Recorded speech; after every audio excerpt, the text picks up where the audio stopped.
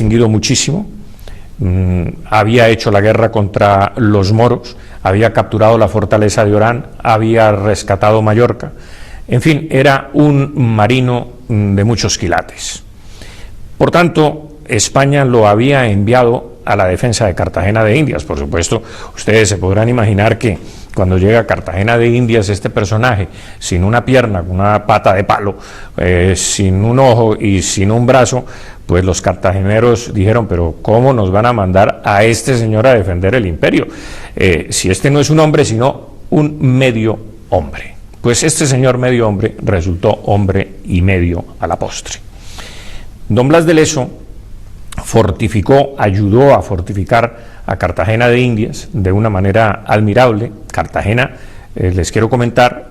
es un bastión, quizás la fortaleza más grande que se haya construido en el mundo occidental. Aún hoy, las fortalezas de Cartagena de Indias, los castillos, las murallas que existen en la ciudad y los fuertes que la resguardan, son considerados por los expertos militares como obras maestras de la ingeniería militar española. De tal suerte que cuando los ingleses finalmente deciden atacar porque ven que la armada española se ha ido, la armada francesa también se ha ido y los cartageneros están solos, con 2.600 hombres defendiendo la ciudad y 6 buques, pues deciden atacar con 180 navíos, entre navíos de ataque propiamente dichos y barcos de desembarco. De tal manera que además iban 26.000, casi digamos 24.600 hombres, casi 25.000 hombres, entre ellos 1.000 macheteros y entre ellos unos 2.500 virginianos reclutados de las colonias americanas, liderados por Lawrence Washington, que era el hermano de George Washington, que eventualmente fue el libertador de los Estados Unidos. Este señor Lawrence Washington tenía una admiración muy grande por el almirante Vernon, tanto que cambió el nombre de su casa, que se llamaba Little Creek en Washington, la cambió por Mount Vernon, así le puso, y hasta ahora se conoce como Mount Vernon en la ciudad de Washington. De tal manera que con todos estos refuerzos atacaron los ingleses, sitiaron la ciudad, bloquearon la bahía. Cartagena, si ustedes me han de entender, no se podía atacar de frente por mar, porque el mar, las aguas que rodean a Cartagena son muy pandas, no tienen la suficiente profundidad y los barcos no se pueden acercar lo suficiente para cañonear la ciudad, de tal manera que tenían que entrar por esa garganta que se llamaba la Boquilla, que era como una especie de ruta, de canal profundo que llevaba directamente a la bahía interna y directamente a los muelles de Cartagena. Pero claro, esa bahía tenía riesgos porque al lado y lado de ese canal marítimo pues había muchos corales y los barcos podían encallar si no se sabía navegar. De tal manera que los españoles habían cerrado la Boquilla y habían construido además en Boca Grande una escollera submarina, que también es un ejemplo de ingeniería que hasta hoy subsiste, porque resulta que por la gran boca de entrada a la bahía, aún hoy los barcos no pueden penetrar por esa escollera submarina que habían hecho los españoles para que solo pudieran entrar los buques por la Boquilla y no por Boca Grande, que era supuestamente por donde mejor se podía navegar. Pero claro, las necesidades de la defensa requerían que se hiciera allí un dique submarino para impedir que barcos de gran calado pudieran penetrar por la bahía, de tal manera que se pudiera defender Cartagena de Indias con mucha más solvencia que de otra manera hubiera sido posible. Así las cosas, Vernon asedió la ciudad, comenzó a cañonear la Boquilla con todas sus naves, le metió 18.000 disparos de cañón, fue una guerra espantosa, desembarcaron artillería. Es allí donde Blas de Leso se enfrenta con el virrey Eslava, que era el comandante político y administrativo de la plaza de Cartagena de Indias.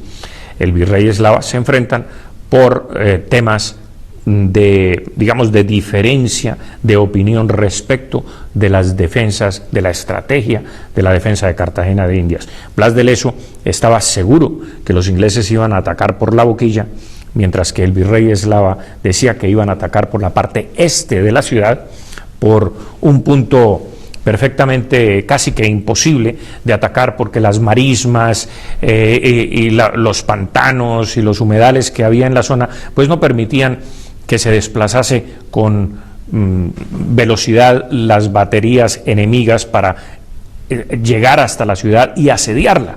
Pero de alguna manera los espías españoles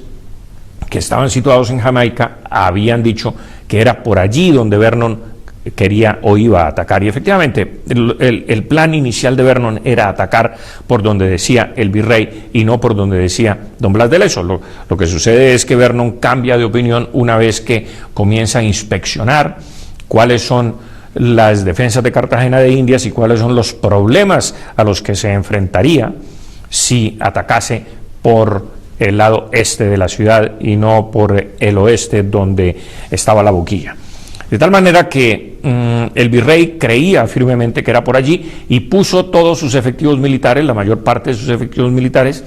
para controlar el desembarco inglés por lo que se llamaba la boquilla. De tal manera que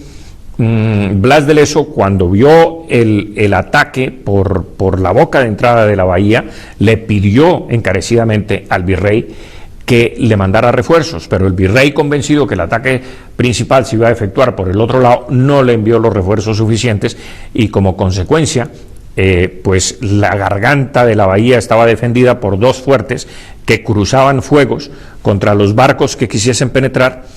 pero finalmente cuando los ingleses desembarcaron artillería a tierra